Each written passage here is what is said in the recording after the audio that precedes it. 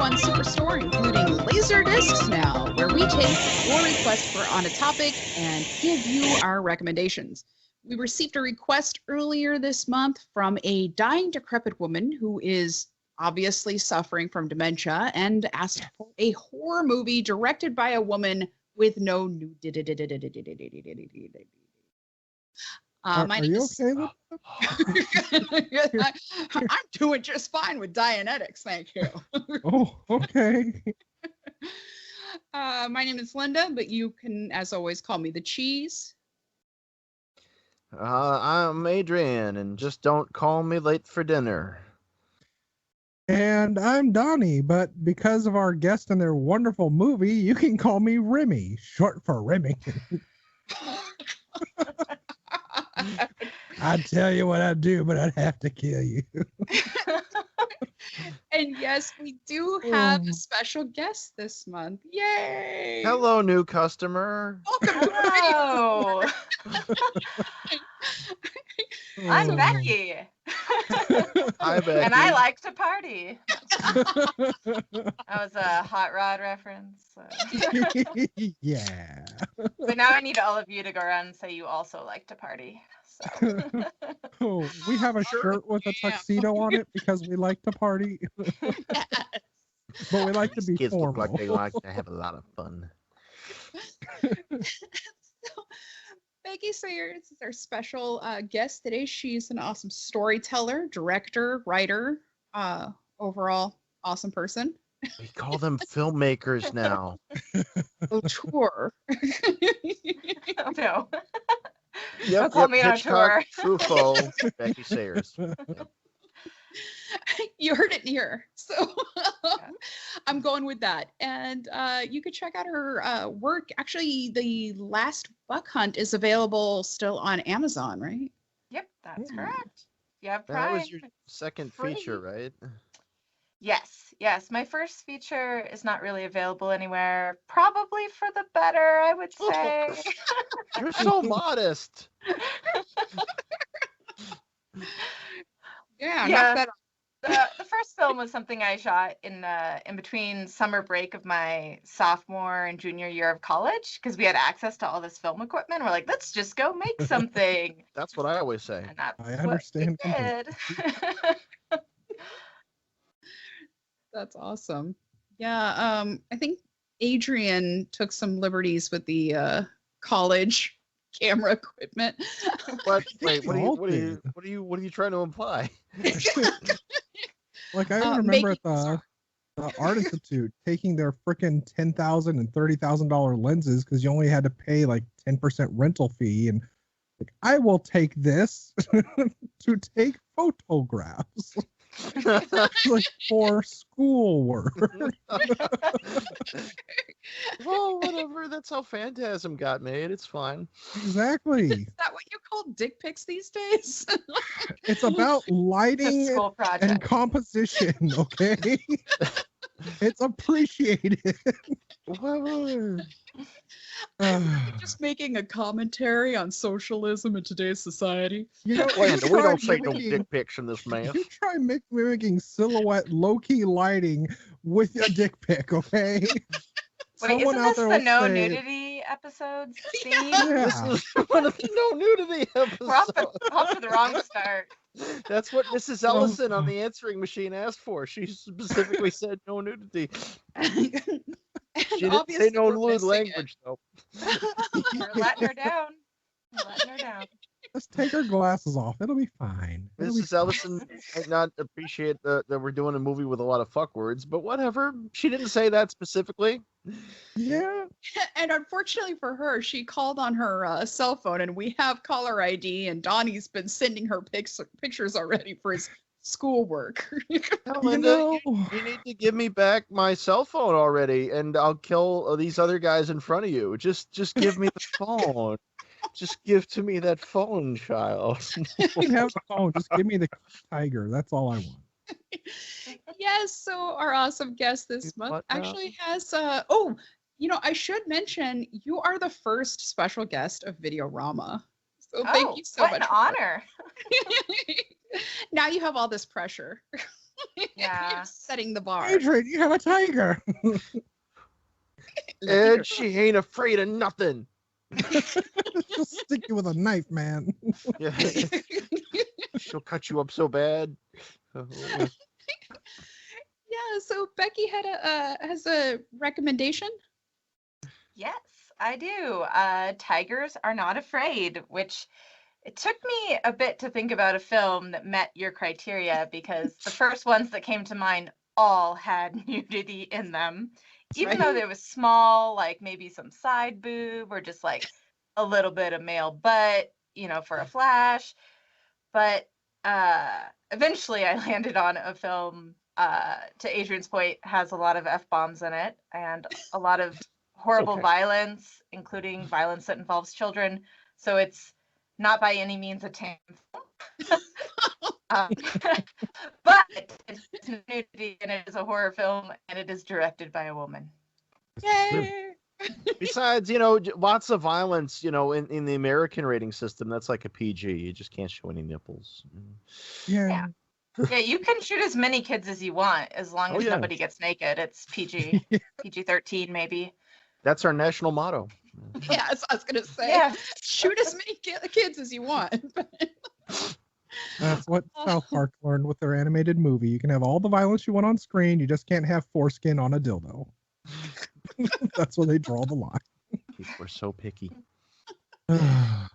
Oh yeah, Becky's first choice was Ravenous, right? And I was just like, oh damn it! That's an awesome movie. Yeah. I want to go with that. Ravenous, The Invitation was another one I was Yes. thinking of, and then That's a another good one. film called Honeymoon. But yeah, they all have a little bit, just little bits of nudity. Did Lena Wertmuller ever make a horror movie? Feel like if you're doing a whole female director thing, she'd be a good one to include. I can't think of any. She mostly did comedies, but Well, so Adrian, were you able to find any box office data on Tigers? So I was not able to find a budget. It mostly got a small release. The box office is actually in the thousands of dollars, but I can give you the Mexican box office on this one. So that would be November 3rd of 2017. Does anybody remember 2017? It was yesterday. That was like 30 years ago, right? Before the Robot Wars. I was gonna say before our overlords came. So it opened at number 7 in Mexico. And it was behind stuff like Thor Ragnarok, Pokemon the movie I Choose You. Oh my god. And a movie I didn't even know existed, Jeepers Creepers 3. Oh Oh, yeah. Did you know they got to make a third one of that? Yeah, that was mostly, I thought, a direct to Sci-Fi Channel movie. Well, It was apparently it called went to Citadel, I theaters think. in Mexico, but Victor Salva somehow got to keep making movies for 30 Wow. years after, Wow. close to 40 years after the. No, it's more like 30. Yeah. A new one got announced, unfortunately. Another Yeah. Jeepers Creepers film is going to be made. Yes. Uh, I love the first one just because of the fact that he has a eating you? license plate that says Be eating you. which means he must have gone to the DMV. well, no, I want a plate that says beaching you. Do you Uh, visit? you guys remember Eric?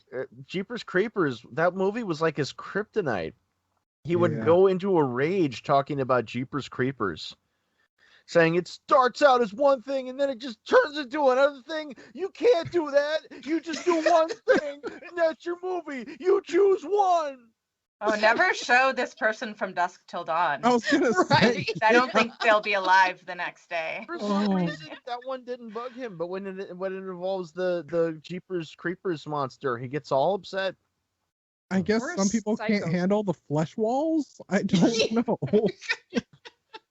Oh. Oh, and Donnie and I just watched Psycho Gorman. I Yeah. love PG. It's great. It's Yes. awesome. It's perfection, except for the fact that it wasn't involving us in any way. Yeah. You know what that film could have used? Linda, you must be awfully disappointed with Podcasters. this.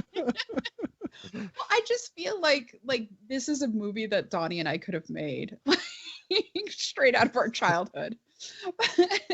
I get that feeling sometimes too, but it's rarely a good thing. Aw. You know, Linda and Donnie could have made this. This is real shit. I'm sorry, I'm totally getting us off topic. So, Becky, do you want to tell us a little bit about the movie Tigers Are Not Afraid? Yeah, sure. So the film is essentially about the drug wars in Mexico and the children that are caught in the wake of all this violence and destruction. So essentially, these kind of warlords come to town and wipe out a lot of the adults. Like maybe they bring some of the men to become part of their gangs or kill them. Do horrible things to women, and then that leaves a lot of the kids just orphaned in these ghost towns throughout Mexico. And so the film centers around a group of kids who are orphaned, and they're. See, do we want to have spoilers or not? I guess I'm trying to figure out how. Yeah, That's totally fine. Okay, We don't cool. tend to shy away from them ourselves. Okay, cool. So essentially the protagonist of the film is this girl named Estrella, whose mother disappears suddenly, and she gets, it's kind of a convoluted plot, but she gets these 3 pieces of chalk from her teacher that are somehow bestowed with power in her brain, that they are magical pieces of chalk, and that they're her 3 wishes, because they're exploring fairy tales in school in contrast to all the horrible violence that's happening outside of the school walls. And of course, like a child might, she uses this chalk to wish that her mom would come back. And what ends up happening is her mom does come back in the form of a ghost and starts haunting the apartment that she was in. And so she doesn't want to be in there anymore. So obviously, as an adult watching this, her mom is dead, and now her spirit or presence is haunting. And her wish may or may not have brought her back in that form. And so she befriends another group of kids on the street, and they end up on a quest to, I guess, avenge their parents. So that would be the summer. It's hard to talk about it in a very succinct way. It's like a crime film mixed with a lot of supernatural horror elements, I guess. So Yes. Horror drama. And the kid, I hope I'm pronouncing this right. I think it's Shine. Yeah, it's spelled like shine, but it's. I just say Yeah. shine. They said Shine, I think, in the. Yeah, I they think did, so. He ends up stealing one of the big guys in the drug cartel. He steals his phone as well as his gun. Yeah. But we can call each other And, dumbass on that gun. yeah. The phone apparently has this big drug warlord's who's also a politician. It has him on film killing a woman who beating up and killing a woman who, spoiler, turns out to be Estrella's mom. Oh yeah, it's great.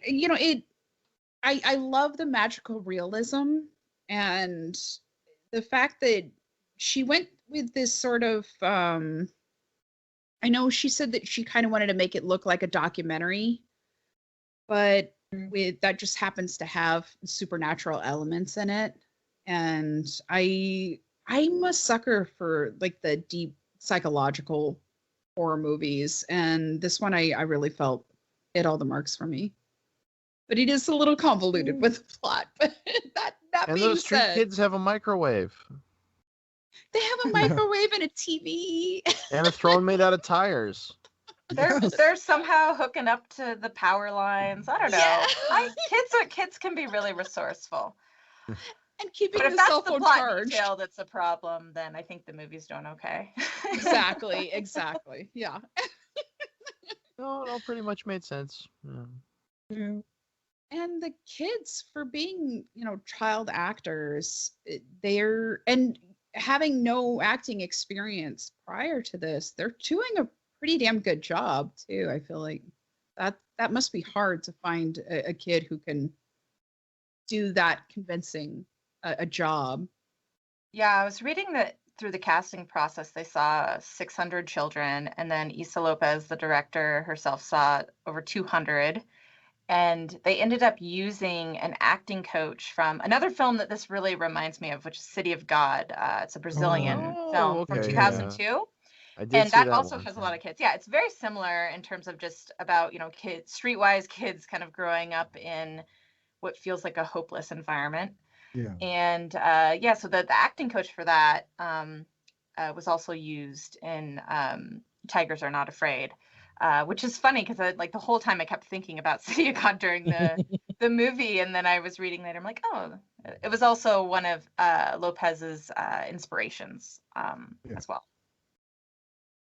It fits. I kind of feel like a lot of, I don't know about it being deeply psychological, but I really felt it was very Del Toro-esque, and just how he very, very naturally, unlike some other directors, can just kind of make something into a living fairy tale. And I kind of got that from this. I wasn't expecting that from it, but it was a good story. I mean, what she did in it, I understand why some people didn't like it, because you have, from a lot of the reviews I read on it, you have a lot of people who were split, expecting this to be more about the horror and atrocity of their life, and they didn't like it being made light of, or saying, oh, well, if they're in a fairy tale world, then everything's going to be perfect and fine for them. It's like, you have to find hope somewhere. It's like, even when you're poor, it's like having something warm to eat makes you feel good for even just a micron of a minute. And that's going to be enough to carry you for a while. Well, and they're kids. So it's like all about, being resilient. And as Becky was saying, like resourceful. Yeah. And, kids getting shot sometimes. Well, it's nice having just a look at their life instead of just focusing. Like, this is not Narco. It's like, you're not going to focus on the violence. You're just focusing with how they deal with it and how they just go about their lives in that. Kind of, I don't know if it was Emperor of the Sun or not, but about what was going on with World War. I think that was World War II. It's not the one with Christian Bale, but yeah. Oh yeah, that was Empire of the Sun with Christian Bale. Yeah, as a kid. Yeah, J.G. Ballard's such a good writer. Adrian hates everybody and everything. I don't hate everybody and everything ever. He just likes the esoteric He's very stuff. confident. No, I'm just picky. Adrian's not afraid. I'm not afraid. No. Take a stand. He's been through the worst. And he's come out the other side. Well, I did do 4 years in the video store trenches. That's true. That's true. Yeah. I mean, before you came to this video store, right? Right, at that other video store. You're a veteran of foreign video stores. Of 1,000 psychic wars. Yeah, people asking for recommendations. He just gets that 1,000-yard stare. He really likes that Sylvester Stallone poster. It's like, no, just leave him be. Oh, I want to rent the breakup. I don't know. Everybody else hated it. Oh no, I'm gonna love the breakup. 24 hours later, why didn't you tell me it was so bad? It's like, why didn't I tell you? I was there. I was there when the shit hit the fan. Oh, Mr. and Mrs. Smith looks so good. Well, everybody else really hated it. Oh no, I'm gonna love it. Oh, but yeah, I don't know. I feel like it's kind of a story about, kids being kids. And while, what's the character's name? Moro? He was so, they don't know why, like what he saw, but whatever it was traumatized him so much he can't speak. And with yet still he and the other kids who are, if they're not orphans, they pretty much may as well be orphans. even though they've been through so much, they're still kids, and they still let their imagination. Yeah, and I feel like it's like I've seen somewhere that made a connection between them and Peter Pan and Wendy and the Darlings, and I kind of felt like that was a good connection to make as well. Yeah, Captain Hook just wanted that cell phone back. All I cared about. Fetch me out that doodle-doo. He has my iPhone. Yes, sir, Captain Hook. Oh. I was thinking about something earlier that Johnny said in respect to the reviews criticizing the film for almost not being bleak enough is what it sounds like. Yeah. Nothing's going to make these people happy. It's already pretty bleak. I mean, Yeah. 2 kids are straight up murdered in the film in very horrific ways. And people watch their parents get okay.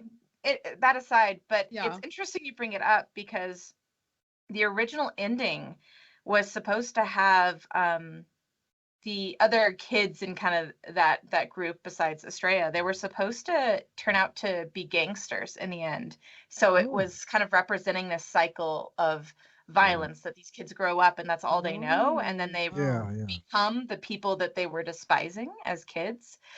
And then as she was writing it, she was like, no, this is too much. This is too dark. I need some hope in this film. And she's like, this ultimately, she's like, became so engrossed in the character. She's like, that's not what this film is about.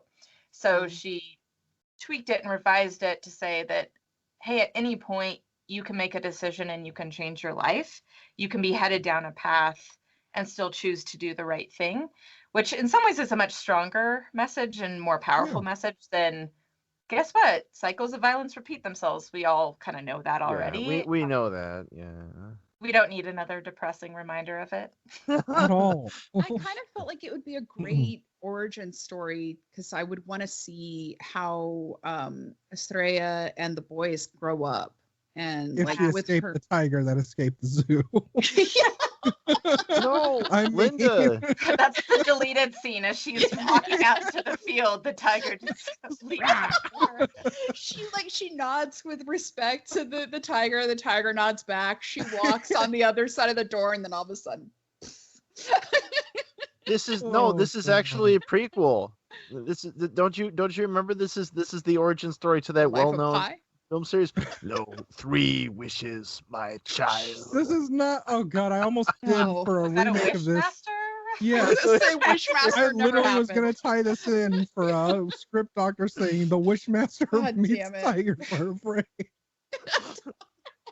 One day we'll get Leprechaun and Wishmaster together in space. Yeah. That's what everybody's clamoring for. Exactly. Right now, listeners, you can join our Patreon and our Kickstarter. But I mean, it's like, like we were saying, it's just having some kind of hope. I believe I read something where the director said she tried balancing out the film where it's like about 50% dark, 50% light, something about a good versus evil type battle going on with that. And you can see that in the film. It's pretty apparent in there. It's nice. But it's one of those things that I feel like if they had gone dark, even in a fantasy route, it's not going to be like a Pan's Labyrinth. And you don't exactly want to go back to Pan's Labyrinth either, where you have the person you've been cheering for getting shot and then dying in front of you. It's like it's just more sad. Del Toro it's been a few years, Linda.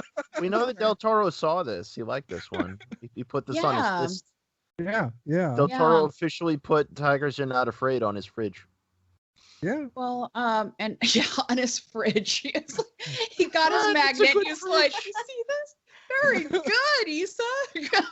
It's refrigerator right up the front of the fridge. So he's gonna work with her on another movie. Yeah, they're working on a supernatural werewolf western, which sounds pretty That's dope. Awesome. I'm not gonna lie. It does. Yeah, because he's gonna be a producer. So I'm like, how do we make this happen? I need to know how to make this happen sooner. Well, what I need to know is, what does Linda know? What do you have to offer us? quite a bit, actually. Oh, do tell. We feel like we're missing some sort of sound. Well, missing we've them all been missing along. a lot of our audio sounds, but yeah, We gotta call can, into corporate about here, that. I'll give it to you, Linda. Since we made it, we'll play it for you. Linda knows stuff. Don't act all surprised. I'm allowed to know stuff. What Let me are get you? my pipe back in, so I have a little bit more authority. Authoritage. Yeah, where's your beard? You gotta grow your beard. So she could be Leonard You Maltin. know. Leonard Maltin. Just a few things. Issa López said that she had been conducting interviews with many experts, researching a film about the Mexican drug cartels during World War II. And so many of these professionals brought up the subject of the children who had been displaced, orphaned, and left alone in the current drug cartel crisis, if I can talk. The movie for which she was researching unfortunately fell through, but she was still fascinated about the topic of the child victims of the crisis, and that's what influenced her to create this film. But she was, speaking of being influenced, Guillermo del Toro, Stephen King, and Neil Gaiman have all expressed their love for this movie, which really flattered Lopez because she said that all three of them had influenced her work. And she said that it was including The Devil's Backbone, Pan's Labyrinth, It, The Body, and which you may know because it ended up becoming sort of Stand By Me. Sort of, kind of. And not a made-for-TV McGarris adaptation, thank goodness. No.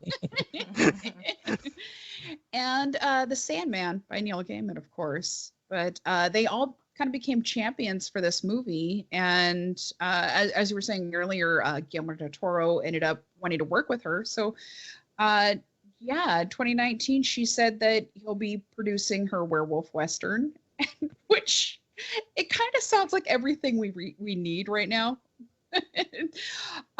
She shot the movie in 2015 and submitted it to 4 international film festivals, and it was rejected each time before the Fantastic Fest finally picks it up in 2017. So 2 years later.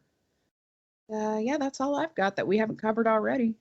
Dumb old film festivals rejecting stuff. I know. It's interesting. She said that basically all the ones that rejected it were all like the, prestigious film festivals like the Sundance and Canada. Yeah, exactly. And she said, she was like, why don't I try genre film festivals? And then, once Fantastic Fest accepted it, just got into all the big genre fests after that.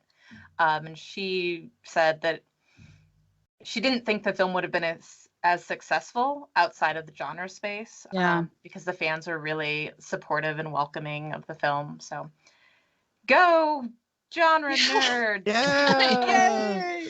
Well, That's what the she great said, thing. Kind of like what Donnie was saying earlier, that there are some people who don't really see it as horror, but they see it as sort of allegory for what's going on with the cartel crisis and what's been going on, and also there's that element of not trusting the police and officials being corrupt. And I mean, you try to show the police something on your cell phone, and they're like, "Oh no, I know that guy. I'm out." Yeah, they were like, "Cheese it." Yeah, whoop, gotta be hitting that dusty trail. RUNNOFT. I forgot I left a watermelon in the oven. Goodbye. Oh my god! Why is that man warming a watermelon? Don't tell me. But then there are also some people who see it as not really a drama, not really magical reality, but more on the horror genre. And either way, I feel like, you could see those influences of early Guillermo del Toro, and I loved it when he did it too, where it's just like it's just taking a story that may have been told in some form or another before, but just giving us something completely different and genre bending. And I really enjoyed that. Yeah. I don't think people have to be so precious about their genres, right? Like, Yeah.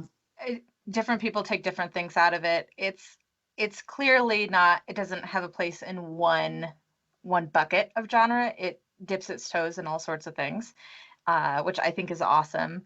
And I think horror is a great way to explore trauma, grief, all of these persistent themes, especially lately in horror. It's like, you say grief, exploration of grief, that's like every other movie by A24 lately. But Yeah. Right. but I think See it's our so last one effective. on the Babadook. Yeah. Yes, that one is hits the hammer on the head with the metaphor. Yeah. I love it's a great movie, but it's also a very obvious film in a lot of ways. But yeah, I think that's what Tigers Are Not Afraid does really well, is horror is an amazing channel of empathy for, these kids that maybe you have no way of really relating to, but it really puts you in their shoes in two ways. One, just like experiencing all the terrifying things that happen to them, as well as through the kind of magical realism lens of like the child's imagination and, kind of that childlike fantasy that allows you to interpret the world and process these really traumatic things in a way that you can understand as a kid, even if it's maybe not 100% correct. And that's why I like the film. It doesn't really ever tell you if the sort of supernatural elements are actually happening or if it's just kind of through the lens of its protagonist. And I appreciate that about it, because to me it's like, well, maybe it's really happening, maybe it's not. This is what's important, is this is the way this child is processing her trauma and there's understanding. a piano on fire. Yeah. Yes, Yeah, that's there's the a most piano important part. I can't believe I didn't bring that up earlier. Shit. That's what I'm here for. That's kind of why I feel that even though people really tend to crap on horror itself, it's a genre that's endured, and it's one of those that I can't remember. I think it was Eli Roth of all people that actually said it, but a lot of people have made the similar comment that with horror, there's other films, people genuinely do not remember a lot of it because it's so much the same crap being pumped out continuously, to a point even some independent films can get that way too. And but with remade. horror, they really touch on a lot of subjects that you may not perceive as what they usually would see as horror, which is like Friday the 13th, Halloween, something like that. But they actually do kind of get on topics that do strike a nerve with people. And usually with horror, those films still get talked about even way after they've been put out. And it's just kind of an enduring love I think people have with the genre, even though people still like to crap on the genre because they have just this idea in their head of what it's supposed to be. And then they don't like when these movies get lumped in with that, because like, what are you doing in my tits and gore? It's like, I don't want you here. Like, I don't want to peanut think while I butter in my watch tits this. and gore. Like with the movie Lucky, I really enjoyed the movie Lucky, but like it, like so many other movies on Shudder, you see so many comments on there like, this doesn't belong on here, it's not horror, it's not scary, blah blah blah. And it's really, it's hard because it's really just it's relative. I mean, what's your idea of horror? Well, genres are not set in stone, and categorization is really elusive. I remember the first time I saw Natural Born Killers on VHS on the shelf in a video store. It was in the adventure section. Oh. Not It was an adventure. action, not comedy, adventure. It's like, yes, they're on a mystical quest. It's like Romancing the Stone. With more murder.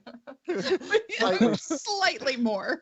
I want to see that on Pulp Fiction's box. It's like Romancing the Stone, but with murder.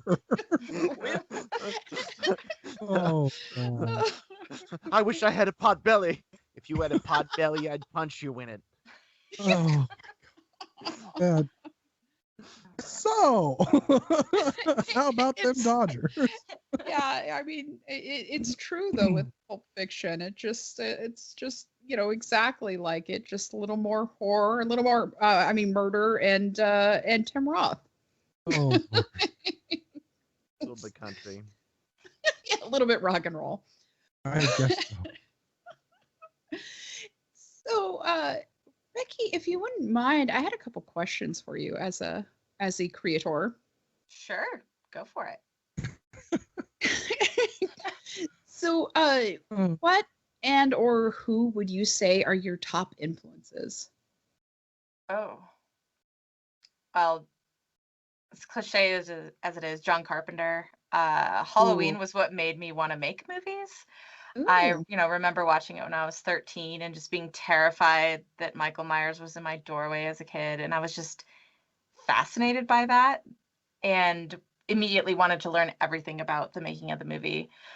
So definitely John Carpenter. Halloween and The Thing remain two of my favorite films of all time, of course. Yeah, let's see. So other films that were big for me, Evil Dead series through, Evil Dead 2, and Army of Darkness. I'm a big horror comedy fan, and especially Army of Darkness. Like, this is the most infinitely quotable film of all time. So that has always been hugely impactful in my kind of brand of horror and humor, I suppose. Groovy. Yes, always groovy. Let's see, what else? Oh God, I don't know how much time you have. Well, we've got a while, but for you... yeah. Yeah, the influences are really long. Scream was also really big for me. So I guess Wes Craven in general as a human being was important, but Scream really taught me the language of movies and the whole idea of like this meta self-referential thing. It made me want to go back and explore all the films it was referencing. Since I was like 9 when the movie came out, 9 or 10 when Scream came out. I was far too young when I started watching everything. Donnie Donnie and I are like the poster children for that. Oh yeah. I had seen at the time all of the Child's Play movies that were out by the time I was 5. So it's like, yeah, I just loved that thrill of being scared, and I always wanted more of it. And something that's a really weird influence on me was do you remember Michael Jackson's Thriller music video? Oh, yeah. Yes. Yeah. There was this VHS tape that we had that was like a behind the scenes making of. We had the same tape. Yeah. Everybody seemed to have this, in the early 90s, I guess. I don't know why, but I think they sold it at Costco in like 1992 for some reason. And I think so it came everybody for free with every VHS. It was kind of a big deal. VCR. But I watched that over and over and over because so did we. I love werewolves. So Yeah. the werewolf transformation, of course, because John Landis directed it, is epic and amazing. And I thought it was like actually a pretty scary scene as a kid. I wasn't scared by the zombies. That stuff was all like fun because zombies have never scared me. Zombies and vampires just don't scare me. Werewolves, on the other hand, are terrifying. And we need more werewolf movies, so I'm really looking forward to Issa López's werewolf movie. But that was big because it like went behind the scenes and like deconstructed the makeup and everything, and that was like where I started thinking about horror and movies as like a magic trick. So I always think about that anytime I'm making something. It's like, oh, this is just a magic trick. That's actually a magician. I like you. I have that tape embedded in my mind forever because I actually got shamed in my 5th grade class for bringing it in as a show and tell item, and like half the class is bored out of their mind with it. But I'm like, what is wrong with you people? This is awesome. And it's like things like that. And it was on Dawn of the Dead where they had the same thing. They had a documentary making of with Tom Savini showing all his stuff. Oh, yeah. I just watched that continuously, and it got me on this track of watching every behind the scenes thing I could, reading Fangoria as a kid, and just loving everything I was seeing of how they did these tricks, and buying a makeup kit and trying out things on myself, making masks and such like that. Any interview with him is really worthwhile. He is, and he's a He's a delight. adorable man. He's a wonderful, adorable man. Yeah. Well, we He's were really lucky lively. enough to live in Southern California at the time, so we Yeah. got to go to what is that place in LA that Dark where they gave Delicacies? us they gave us a Cinema Secrets. yes, Cinema Oh, Secrets. the They makeup gave us company. yeah. And they did some like great demonstrations, and they showed us how to put like a bolt through our foreheads, and Mhm. so like I think I got Yeah. into horror because Donnie's a little over a year older than I am, and I wanted to be cool like my brother, and so I just kind of followed him around for the whole genre. But when we were kids, we also went to. Our parents are cool enough to have taken us to a Fangoria Weekend of Horror convention. Yeah. Mhm. And Donnie got to meet Clive Barker. Barker, right? And I got to meet was Bruce good. Campbell, and I got Oh his my autograph. gosh. But back then, I think it was just before Army of Darkness came out. So Yeah, I was the this was just only person when, in his Evil line. Dead 2. Yeah, this was when Evil Dead 2 came out, because his table was, not even kidding, like right near the door. There was nobody there for him, Ted, or Sam Raimi at all. And my sister just What? walked right up to them, and that's why I loved it, because it's like I didn't notice them at first, and that's why I loved, like, it didn't really hit at first. I had to kind of like go into it, but he wrote on there for Linda, "Dear Linda, never change." And like, there is Aw. a character in the never movie did. named Linda, and she Yes. changes into a horrible monster. Do you see this? And he even signed it, Ash. Yeah. That's amazing. Yeah, do he you was remember why? fantastic. Do you remember why we went to Cinema Secrets though? No. The Because secrets of the cinema? I had written them because I was getting into making prosthetics, and I'm like, I want to make a mold of my arm. It's like, gosh, I'm gonna need a lot of latex to do this, because you can only find in stores those tiny little like 8-ounce bottles. So I told them, I was a kid, I'm like, I'm gonna need like 10 gallons of latex. So they contacted our parents, like, we're calling for Don Roberts, and we just want to see about his order he was asking about for 10 gallons. So my dad's like, what the fuck? And like, well, I guess we're gonna go down there and see what this place is, because Donnie's interested. That's amazing. Yeah. We got into quite a bit of trouble at school, but every single year we won the scariest pumpkin Every contest. freaking So. year. And I know we're getting off topic again, but I don't care. When you mentioned a horror comedy, it is a genre that needs so much love. Yes. And my fiance, she hasn't seen a lot of any movies, so I've just been corrupting her mind with so many movies and so much trash. But to get her to watch horror, I'm like, we're gonna watch something called House. And House 2.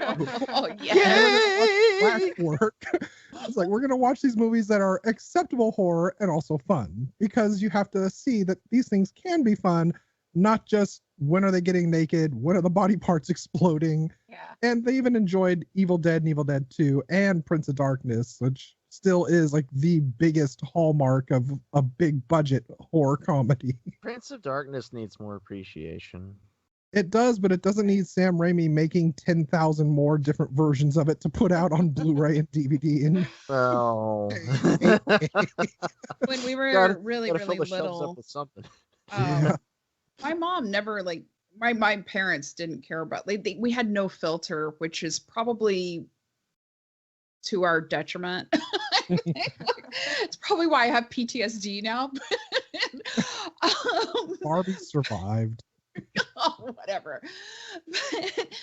But I remember like my mom tells this story all the time about how Donnie got, I think it was Superman from the video store. Oh, dear. And or no, it wasn't Superman. I can't remember what it was, but it was. and the she first. noticed that he kept giggling. And I think you were supposed to be like Forbidden. what, like 6 or something Forbidden. Yes, at the time. I was innocent.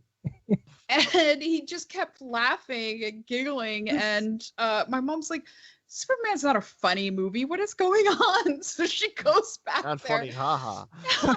Now the story changes. Like sometimes it's that somebody put Leatherface in the box, and sometimes the Oh. story is that it was Debbie Oh, Does Dallas. That's what it was. It was Debbie Does Dallas. This was a very special video clerk who really loved me because she tried telling me that there was a very funny horror movie she thought I really liked, because at one point a man gets his pee-pee cut off, and it was I Spit on Your Grave, and she was trying to get I some love that kid movie. under 10 years old to watch I Oh. Spit on Your Grave. And I'm kind of like, that woman loved her job. Everybody a should see little the too Myers much. Archie I Spit on Your Grave. You know, I don't think it's a bad thing to have young men watch that movie. You know, Well, it does, You know what? Set 'em Better learn straight. early. Set 'em Yeah. it does straight. give you some respect. This is what Yes. will happen. We should Yeah, show really them not in fun. public schools now. Oh Becky, my how old God. were you when somebody slipped Debbie Does Dallas into your video cassette at the store? I don't even know how this Can I relates be to today Tiger. years old when that happened? That sounds pretty great. Oh God, I miss video stores. I mean, besides ours, obviously. get This Um, one 'cause you're well, young. If I can veer us back to Yes, Tigerland, I do Another have. movie. There actually, thankfully, wasn't that many bad Oh. reviews for this I film. still have some questions for our guest, if you don't mind. Well, you can, because I also had some questions, but by all means. Okay. I asked a question before you So asked your I'm question. sorry, that was my fault. But have you always been interested in becoming a storyteller? Or Oh yeah, I don't know. Since I was a kid, like telling spooky campfire stories is something like I always loved scaring the crap out of my little brother. And when we were camping, that was something we do. Like I would write down the stories in advance, like practice them, and then tell him. And if I could get him so scared that he was in tears when he had to go walk back to the tent, I did a great job. So yes, I've always been interested in horrifying people.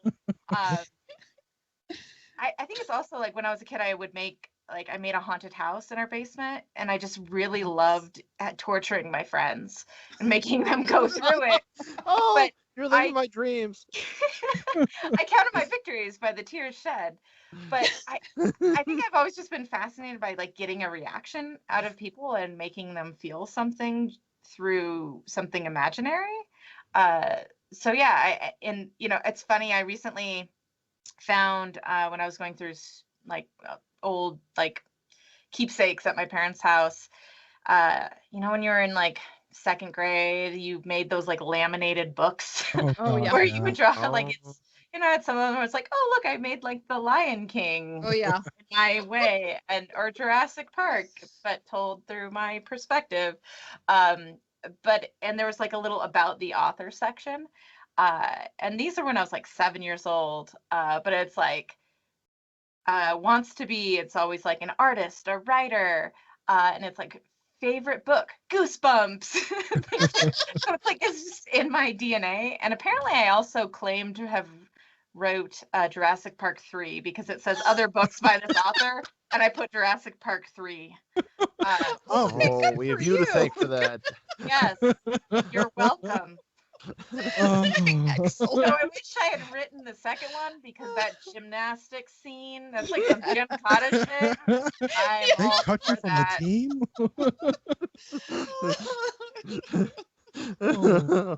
Oh Oh. God. Yeah, I think Donnie and I got in trouble a couple times for those books that we that were Yeah. laminated. They were some spirited youngsters, they were. I remember you got in trouble because you wrote a story about cannibalism, and then I got on the in trouble. trail, on Yeah. the Oregon Trail. Oh, Yeah. of course. I mean, it's right there. Oregon is in the word. Exactly. Yeah, Mhm. exactly. It's like, and then I got in trouble because I used to always make stories and tell them, and usually they were scary stories, and the teacher didn't yell at me. They just told me to sit back down because she noticed I had nothing written on the paper in front of me. I was just spouting out a stories. I was making it up to the classroom, and she's like, "You haven't turned a page in forever. What's going on here?" And she I looks write like, very "You small. can sit down now." I was like, "But I wasn't done yet." It's like, Yes, you sit down. Like, okay. You Aw. need to fake read better, Donnie. That was the real lesson. I know, damn teleprompters. We don't need these. I'm Donnie. I do it from the head. We're And doing the this heart. live. could make your dream movie with your dream cast and or crew, what would that look like? Oh, Werewolves on man. Ice. I mean, I do have a werewolf script that I like. It's like a Bonnie and Clyde meets Oh my god. werewolves. Oh. I love it. But Wolf this Cop would probably, sequel? the movie I want to make probably would change from time to time. But right now I have this story that I really like that I describe as Mad Men meets Die Hard meets I Spit on Your Grave. That is amazing. Bring it back. Oh It's my about, god. yes. Well, I really like telling stories that have some other like meaning, whether it's like I'm channeling something personal that really usually it's something that pisses me off. That's probably my common thread as a writer. I'm like pissed off about an issue and then I write about it, and horror is a really great place to take that out because you get to like kill people and stuff in your head.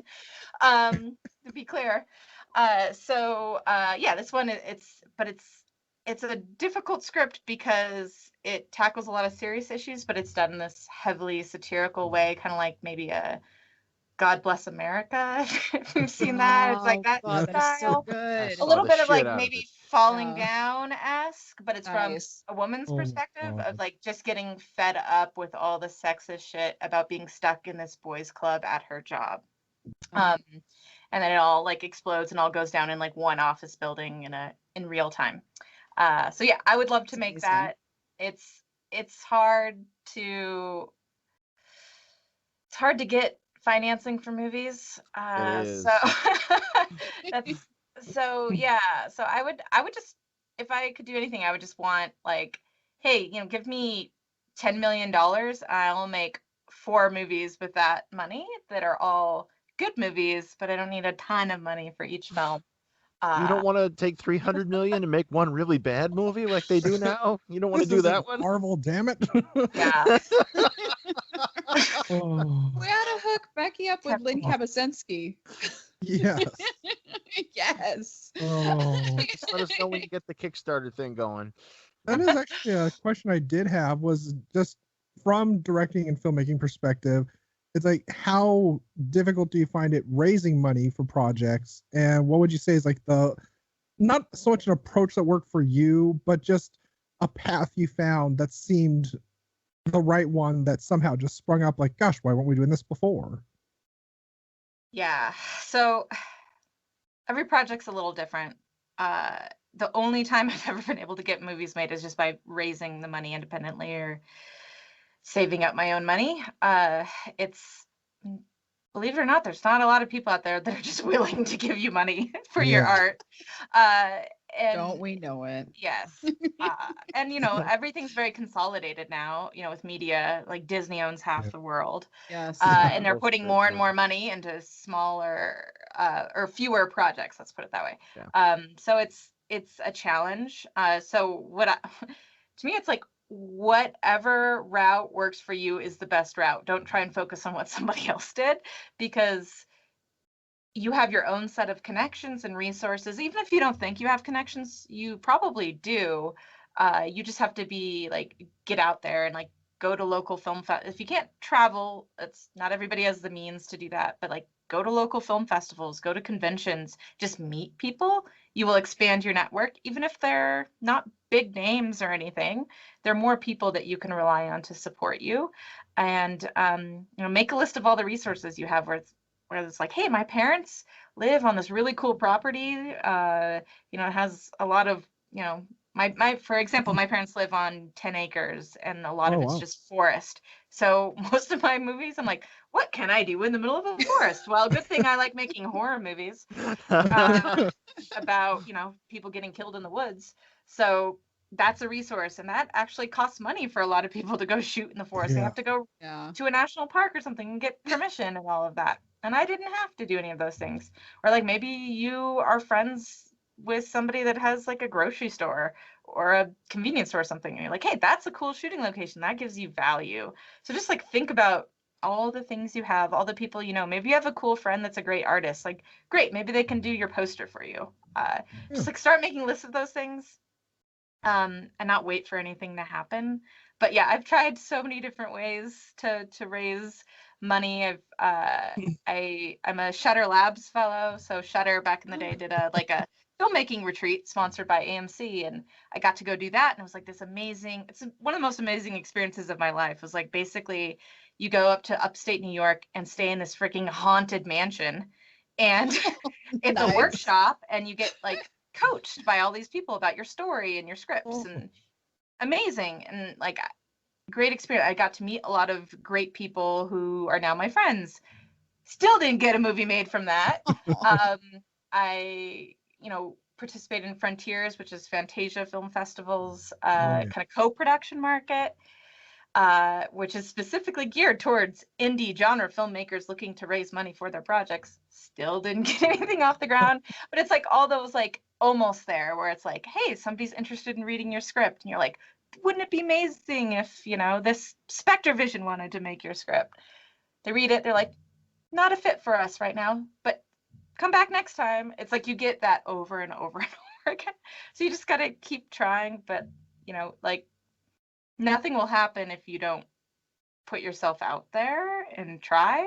That's the one way to guarantee you don't get a movie made, is by doing nothing. So yeah. And I feel like that kind of fits in with what a lot of filmmakers have said too before, like Lloyd Kaufman, Robert Rodriguez, and Joe Bob even was saying like, it's now's the best time to do it because it's not so expensive to get the equipment, and it's not so exclusive as it was back in the day. But it's easier now. That being said, the stories of those shoestring budget movies becoming, blowing up and becoming, huge blockbuster successes, they're amazing stories because they're rare. Unfortunately. And they're becoming more rare, right? Because yes, all that stuff is more accessible. That means you have 20 times the amount of people that are doing that same thing as you. So I don't like to say, that means it's more a competition, because I don't look at it that way, because like, hey, I'm happy with anybody that's successful. It just, great for the film industry, great for genre filmmakers, whatever.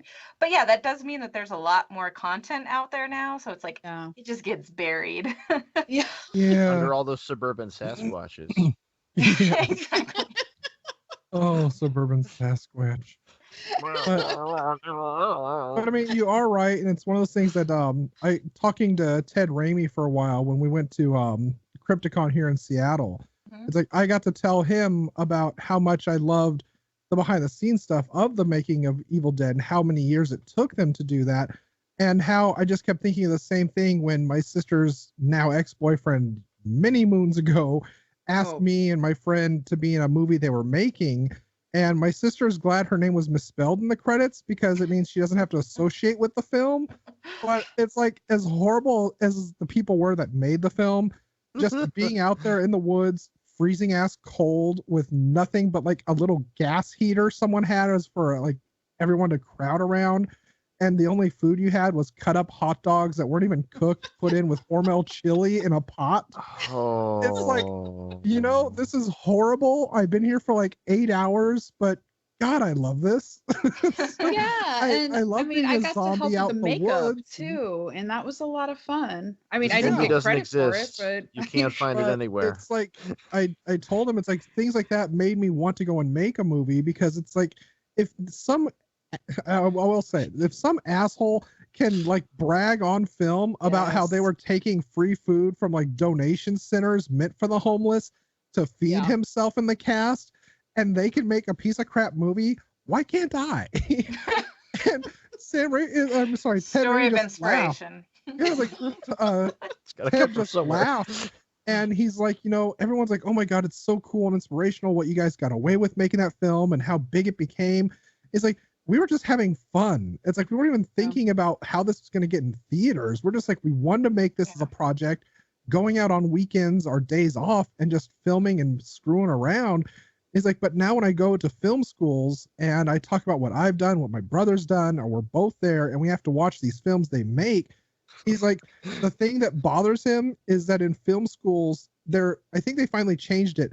They put a budget balance for everyone to follow now, because he said you had like really, really rich people that would go out and say, I shot this 20-minute short film for $200,000 and it's the best looking piece of crap you've ever seen that nobody cares about. But then someone that's like, hey, I'm working 2 jobs and me and my friends made this for $1,500. You're welcome. It's like, at least it's fun. At least it's entertaining. You can tell that they enjoyed what they were doing.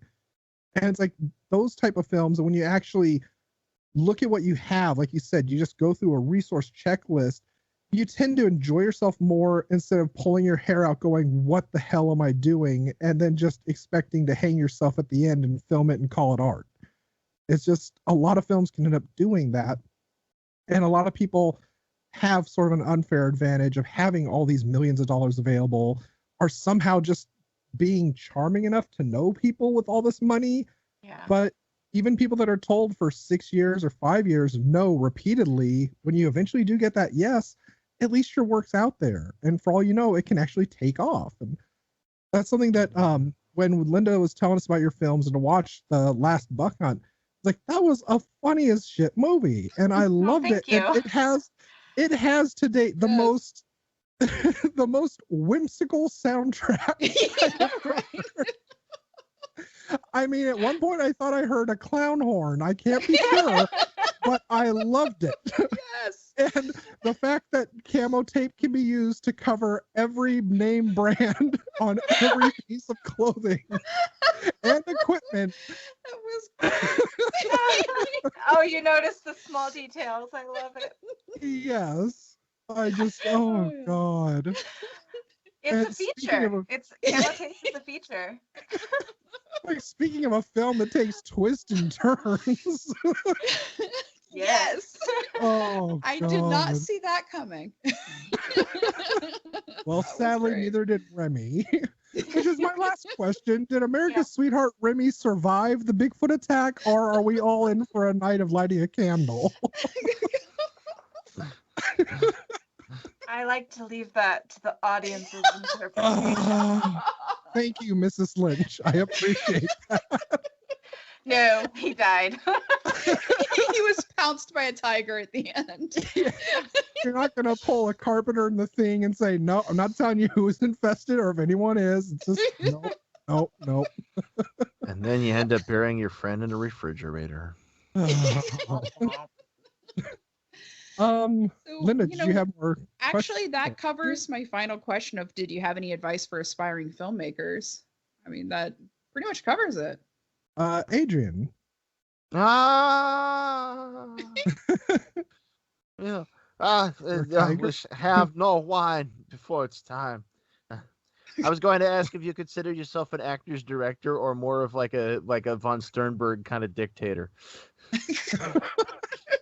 Wow. I'm gonna say neither. Okay. You don't have to be one or the other, I guess.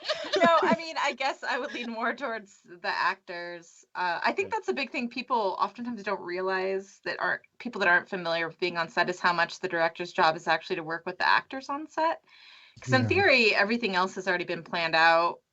In theory, major emphasis on in theory, because especially when you're shooting things for $10, like, everything's on the fly and you're doing 50 jobs. But yes, I generally, like, if things are going the right way, the director should be primarily there to coach the actors on set, and everybody else kind of already knows what to do. And then it's more of a spot check of like, yep, that looks right. And then the inevitable problem solving that comes up, like, oh, this broke. What are we going to do? Or we can't shoot here anymore because the owner of the store flipped out or something. And you're like, okay, now we got to redirect. And it's a motherfucking Sam Squinch.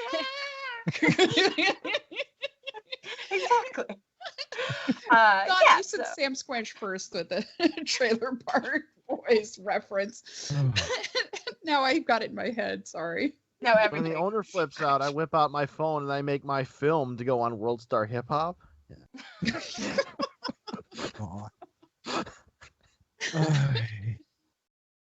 Yeah, and then the lead actor asks you what is really going on and what the real motivation is, and you just backhand them and make sure you're wearing your heavy rings. Yeah, I prefer to kick them in the shins because then it doesn't show up on their face. Oh, For, that's a good continue to idea. be camera ready. So that's the advice we're looking for our listeners. This Making is a cat of value. nine tails out of red rope. It's a delicious snack, and it's good for beating. We make everything out of red vines here. Like straws. Just not Twizzlers. Oh, God. But I guess Like Windows overall, patient. to answer your question, I prefer, like, my approach is the absolute opposite of dictatorship. I guess, like, for me, it's like everybody's there to have fun above everything else. So nobody's getting hurt, nobody's put in uncomfortable situations. I want to be the type of person that anybody on set can come to if they have a problem, big or small. And I also want to be a good listener if people have great ideas. So I don't run a tight ship that way. And I really hate things like Christopher Nolan being like, there's no chairs on my set. Nobody gets to sit down. And what? Thank People are you. on set for 12 hours. They can sit down. I guarantee you he has a trailer with like a fireplace in it, Bidet. a TiVo, and yeah, A bidet. faucet that flows caviar. Exactly. Or Limitless bidet. Chardonnay. A bidet that So- flows caviar. None of that. Or like David O. Russell flipping out on actors all the time. Like that's just like, no, you should never be yelling on set unless I'm you're the being really actor who's common. yelling in a scene. Yeah. Like I don't think there's ever a reason to do that. Unless something was like so wrong that like somebody did something really fucked up, like where it's like the kind of thing you get fired for or something. But like there's Like adjusting lights during an emotional scene. we both the Christian Bale. Hey, that's he Terminator was doing what he Salvation does. emotional scene. That was a very award-worthy emotional scene. Oh, God. Or if The you're guy in the Nicolas green Cage. screen robot suit doesn't get yelled at. That was a good question, actually. Yeah. And response. Good job, Adrian. All around. Are we ready for the rare bit of hate I found for this film? Yes, Yes, spew the yes. hate, Nani. Like I said, it's surfing around. There are vastly more positive reviews for this versus negative. Like the negative are almost just nigh existent. I mean, it's just not even there. But somebody did write a dissertation. Of course, because there always has to be that one person. Okay. Well, let's see. Socially relevant? I'm at a loss as to how anyone could find this offensive movie socially relevant. Unless you have been living under a rock, you should already know a great deal about the horrors of the drug war in Latin America. I understand that this is supposed to portray how a child might view the horrors unfolding around them. I get that people want to applaud a director for choosing such a sensitive, horrifying subject. However, the fantasy and horror nonsense literally trivializes the reality of what is happening all the time in places like Mexico and Guatemala. So, while attempting to bring to the audience's attention the utter desperation and misery real people are suffering, the director thought it would be a good idea to throw in talking corpses. Grotesque talking corpses that move in the manner of The Grudge. Not It will beautiful talking corpses. Okay to make a horror movie about this. It will never be okay until you raise a child. Until you raise a child, you will never understand. Not ever. to mention the fact that these atrocities are happening right now. While I applaud the young actors and their obvious skill, this movie is perplexing mix of hardcore reality meets cheap horror thrills. Not that this movie is scary, mind you. It is an overwhelmingly industrial dose of depression, with a bit of horror cheese thrown in for who knows why. Cheese? The critics, of course, are obliged to love anything that hints at being woke. A nightmarish hell that accomplishes little other than to capitalize off of the misery of others. You have been forewarned. That was a forewarning, Wow. apparently, and it gave me shivers. Down my butt. It's so nice that there's a reviewer there who can give us our morals for us. That's so sweet. You know, I don't have to get my own now. Yeah. Adrian, didn't they call your grandma cheap whore thrills? I have familiar. 2 living grandmas more than you, so you're just gonna have to be specific, as I said before. Here No comes destroying of Adrian grandma. bragging again. My 2 surviving grandmas are in it for the long haul. So lastly, we have say 2 words: Mexico, drugs. And we have fulfilled our image of that country. Now, add homeless street children and the fantasies they may have. And you have an idea of what this movie is about. A bit too fantasy driven with moving graffiti on walls and other weird imagery to really get a feel for these kids' lives. Best part was the intro graphic of drug wars since 2006 of 160,000 dead and 43,000 simply disappeared. The English that these people type with is spellbinding. Where are you finding these reviews? Yeah, right. On Amazon and okay. Google. Okay. People write So such great reviews on Amazon. It's chilling. I'm the new Rotten offended by these Tomatoes. reviews. This is fucking Rotten Tomatoes. Ebert, is that you? They are the multi of our generation. We're going to talk about this children's horror movie, but I'm going to take this opportunity to declare this movie is both racist and sexist. I'm not going to tell you anything I saw in the movie, but this movie was racist and sexist, wasn't it, Gene? Well, Roger, I think you're off base as usual. No, it was anti-Semitic, is what it was. Oh, is it anti-Semitic? Oh, You mentioned Blah blah blah. Counterculture. you mentioned Rotten Tomatoes. I did. Yeah. I dared. But do you have did. FT there? Johnny? Fuzzy tomato. Oh my I was expecting you to pull out FT because you were just like, you mentioned tomatoes. Attack of the Killer Tomatoes needs more love, okay? Then everyone It can really know does. Fuzzy Tomato. Puberty love. There's nothing like puberty love. So moving on. Moving on. So- Yeah.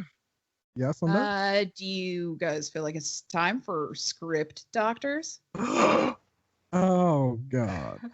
I mean, yeah. I mean, why not? Oh, here. Donnie's obviously excited about it. I don't have one.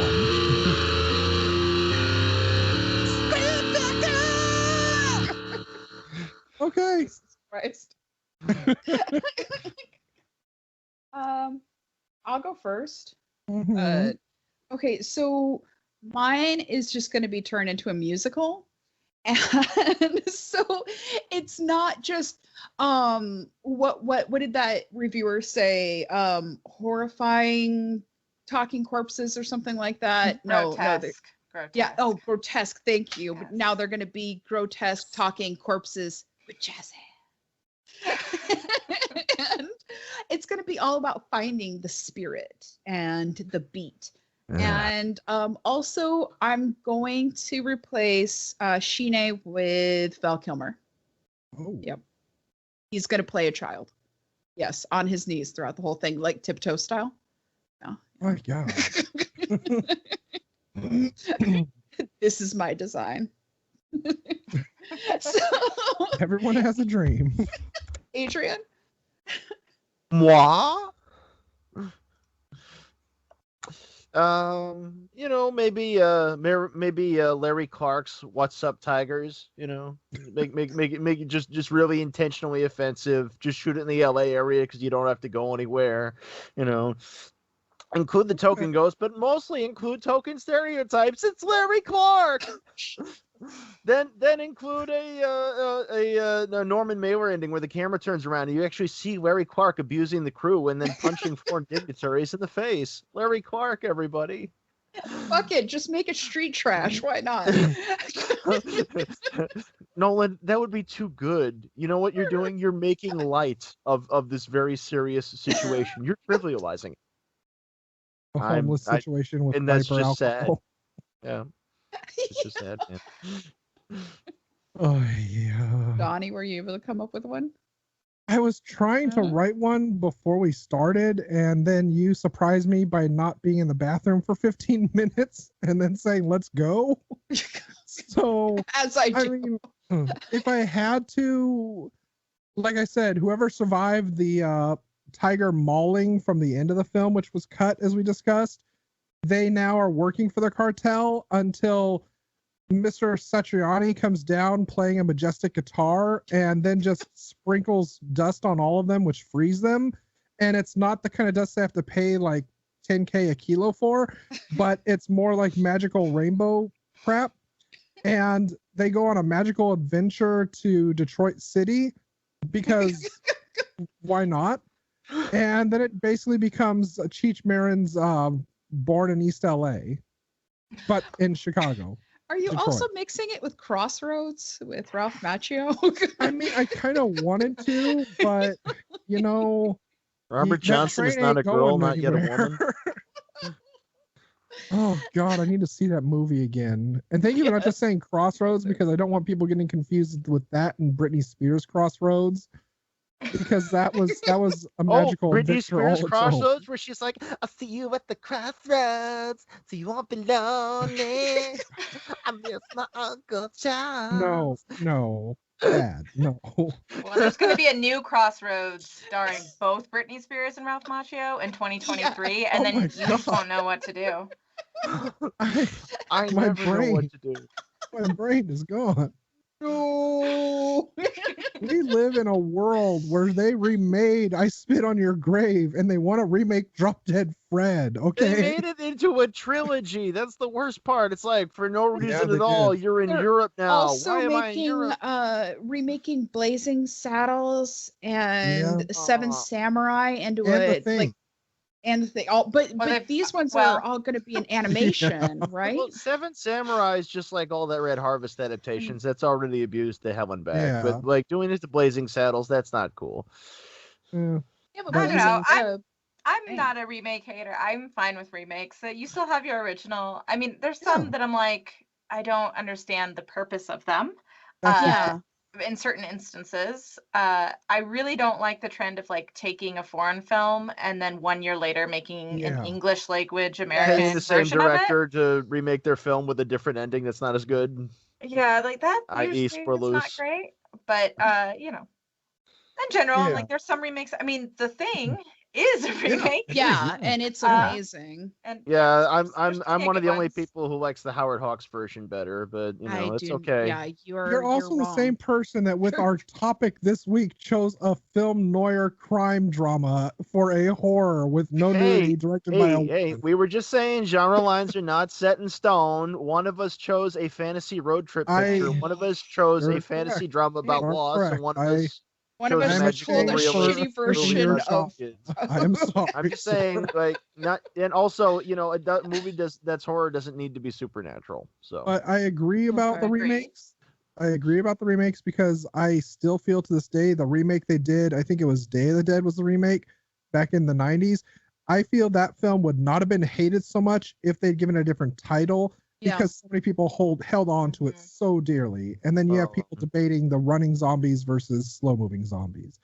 And it's Yeah. dumb. But I prefer if you're going to remake something, bring something to the table. Don't just recreate scenes because that's what a lot of them do. It's like, hey, you remember this scene? You remember that scene? We're going to put that in this. remember Well, Gus that's Van what Sant? Yeah. Was it Psycho. yeah, that's what I was gonna say with Psycho. It's like what was the point? They Shot were for going shot for remake. shot by shot. Yeah, it's like The point was to show Anne What the Heche's hell? boobs. Well, and the thing with I the mean- remake of the thing, I guess, is they're going to be more closely following the book versus John Carpenter's take and the original Howard Hawks. Yeah. But they're also going by the newest version of the book, which has the just recently uncovered section of the book that was deleted from it. But there's really nothing that adds to it. It's just more about science talk and about discussing the origins of the blood test and such. And Mhm. Books It's aren't just always kind of better either. not so. exactly adding to it per se, but I mean, I'm always Yeah. going to love the thing because it still stands up today and it's a wonderful movie, but I hope that the new one does something new to it. I'm but rooting for it. I would love it to be good. I Yeah. don't want it to be bad. I mean, I know. two remakes that really stand out to me as bringing a lot of new, interesting depth. One is the Maniac remake with Elijah Oh, Wood. yeah. I love where Oh, it's yeah. shot entirely from a first-person point of view. That was very cool. Which is a very bold move. It's Yeah. a difficult film to watch because of that, but wonderfully acted, beautifully shot.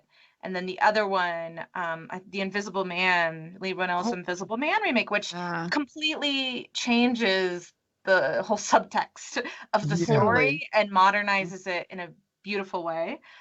So those two remakes are ones I'm like, yeah, like let's do more of that. With Chevy Chase. Yeah. That was some good Chevy stuff. Chase, John Carpenter.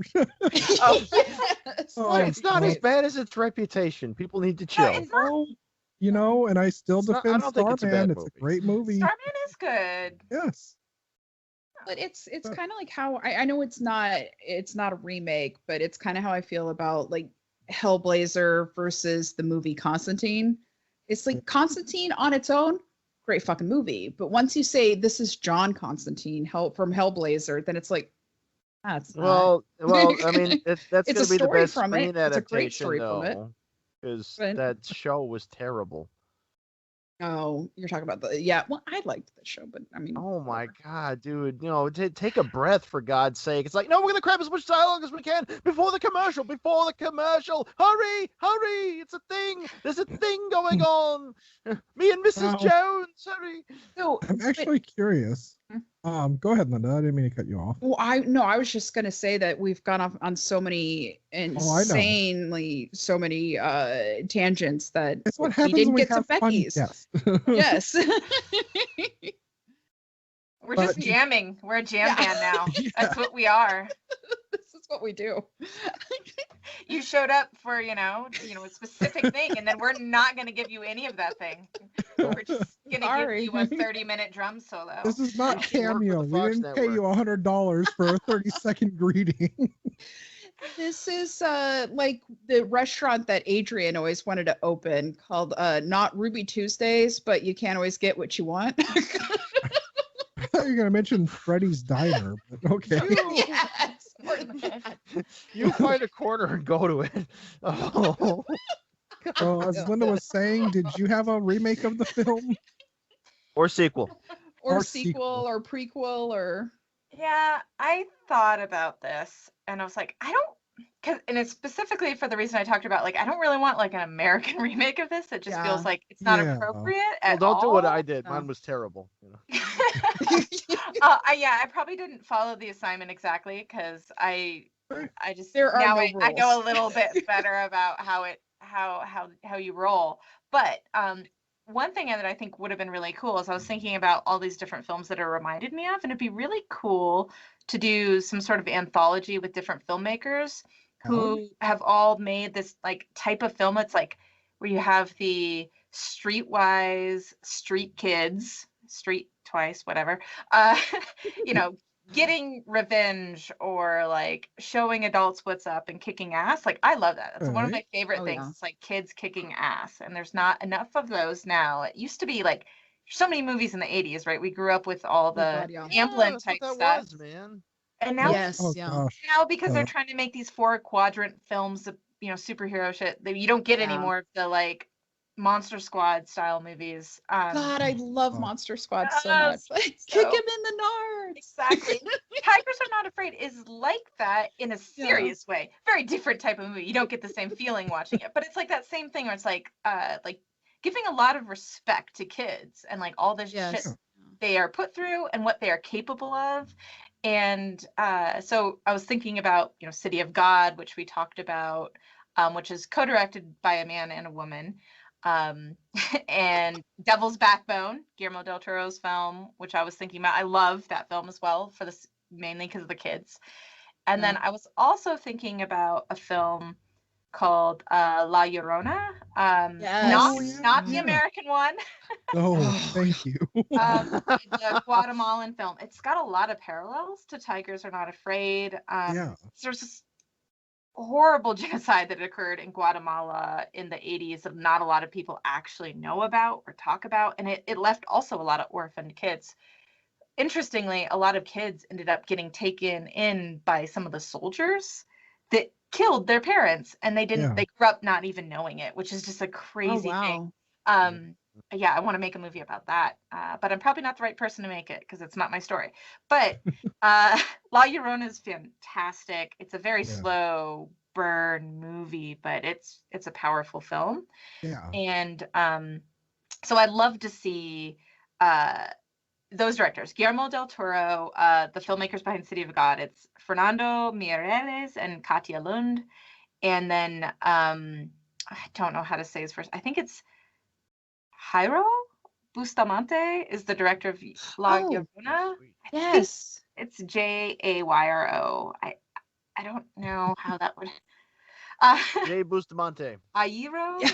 I know Bustamante. Yeah, Mr. Bustamante. Senor Bustamante.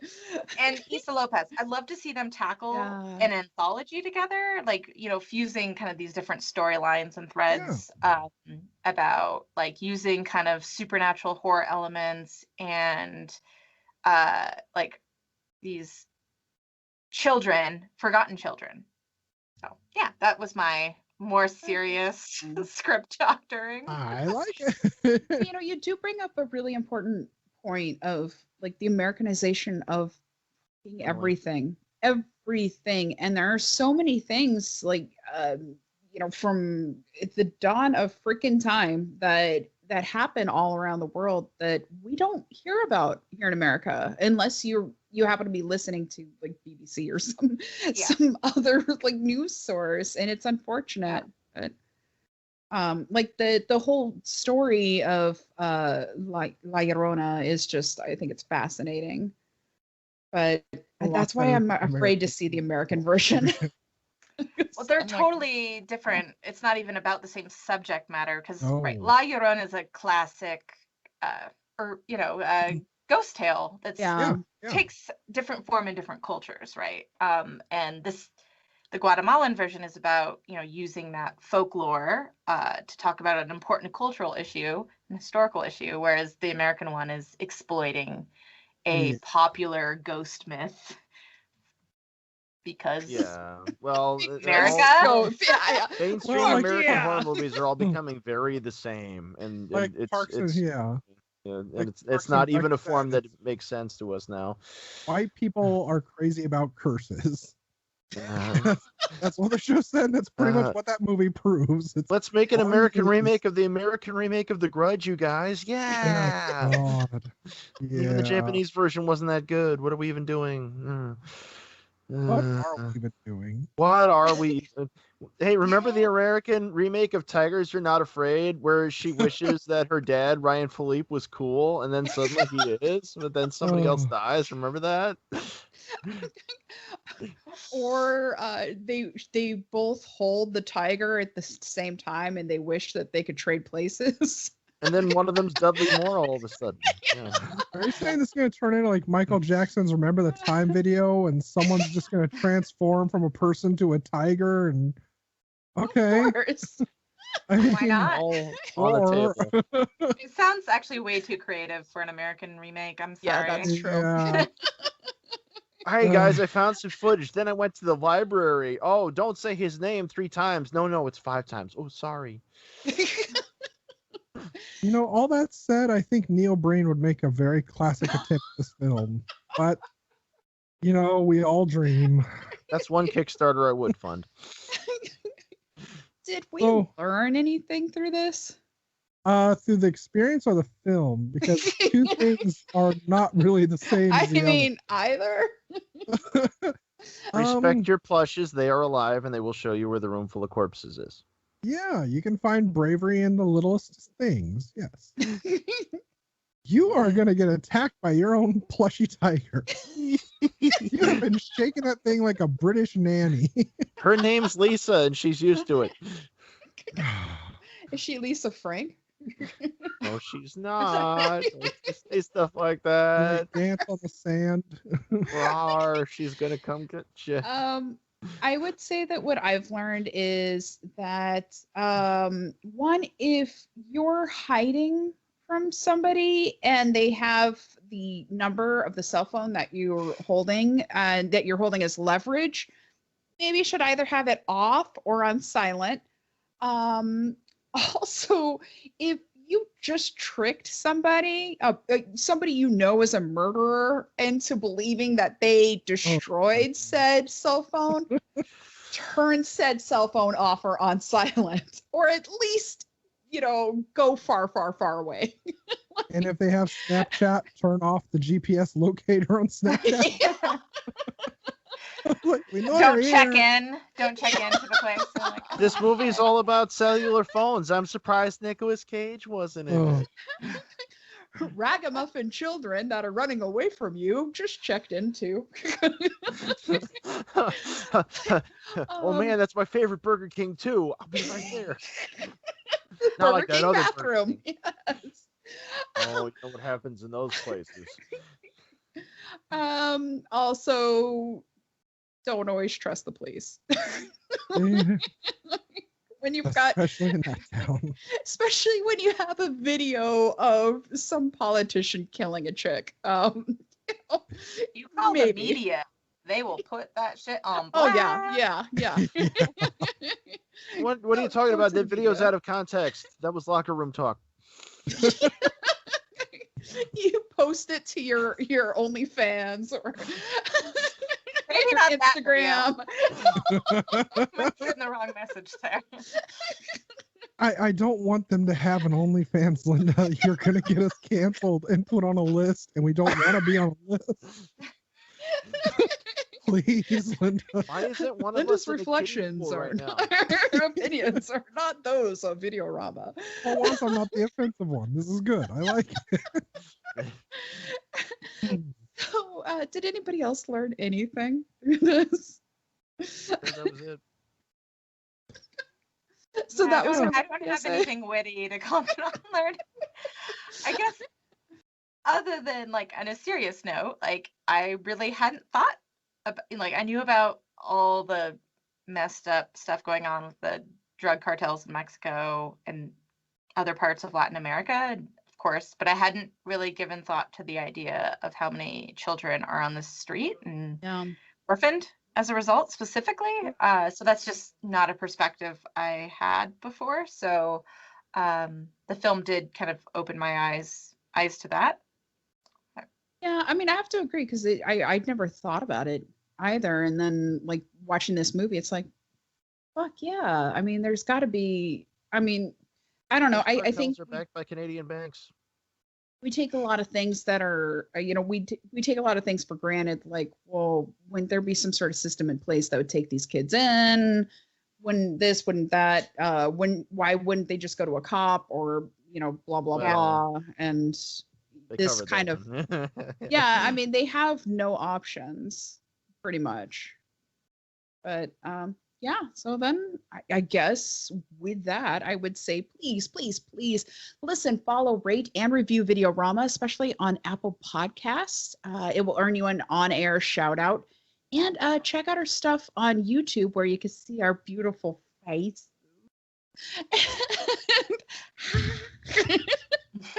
Also, you can see my awesome outfit for today. Also, check out our Patreon at patreon.com/VideoramaPod. Remember, you can find Videorama on Twitter and maybe on Instagram and Facebook at Videorama P. Wherever fine podcasts are sold. Yes, it's a VIDEORAMA, the letter P. You can visit our website whenever I get that going at videoramapod.com. And you can write to us at any time at videoramapod@gmail.com, you motherfuckers. I don't have one to grab. Oh, here, I've got La Befana.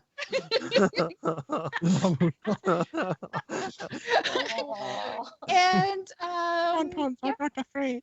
I'm not afraid of nothing, never. Oh, Oh. if you visit our Twitter account at Videorama P, you can take. Hmm. What? Is that Danielson? Daniel, Yes. Yes. give it a miniature form. You're okay. You ain't moving no train. You've been dreaming of. Oh God. God. You go to our Twitter account at VideoRamaP. You can take part in our poll to vote on who presented the best movie in this theme this month. And you get to decide who will be Employee of the Month. And what choices did we choose this month? We had Near Dark. Oh, yes. First episode, Near Dark. My episode was the Babadook. Babadook. Adrian covered. Adrian. Ida Lupino's The Hitchhiker from 1953. Yes. And yes. obviously, this episode is Becky's choice. God, this sounds like Sophie's choice. Well, it's going to be a really hard decision to choose the best because these are all great movies. So Tigers, you're not afraid. To be a Sophie's choice. And the other movies are going off on a train too. Oh God, let us stop. Stop. No. That's our Linda. What can you do?